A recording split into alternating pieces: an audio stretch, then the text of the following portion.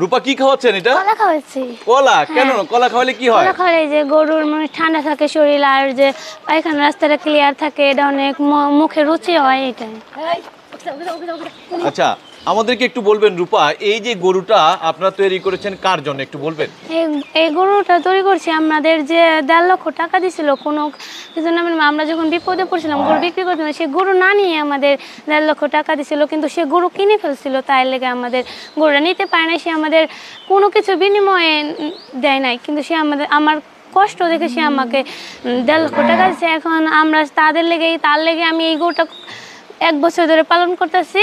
আর সে যদি আমাদের গরুটা মনে ধরে, তাহলে আমাদের গরুটা আমি তার জন্য আর কাউকে দিতে চাই না, আমি সেই আঙ্কেলকে দিতে চাই। খুশি হয়ে আঙ্কেল আমাকে অনেক, মনে করেন যে আমার অবস্থা তখন মরার পথে হয়ে গেছিল গা, এখন তার জন্য আঙ্কেলের জন্য আমি এখন দাঁড়াতে পারছি। আঙ্কেল এখানে এই গরুটা আমি উপহার দিতে চাই আঙ্কেলে। তার মানে আপনাকে যে 1.5 লক্ষটা দিয়েছে, যে গাবতলী হাটে আপনারা গরু বিক্রি করতে পারেন নাই, তখন আপনারা মা মেয়ে দুজনেই কান্না করছিলেন কষ্টে, যে গরু বিক্রি হয় না, এই গরুগুলা কার কাছে দিবেন, এই দ্বিধাদ্বন্দ্বের মধ্যে ভুগতেছিলেন। তখন তিনি গরু না ক্রয় করে আপনাদেরকে কি দিয়েছিল? 1.5 লক্ষ টাকা দিয়েছিল এমনিতেই? হ্যাঁ, কোনো কিছু বিনিময় নেয় না, না নেয় নাই। কোনো কিছু চেয়েছে আপনাদের কাছে? না।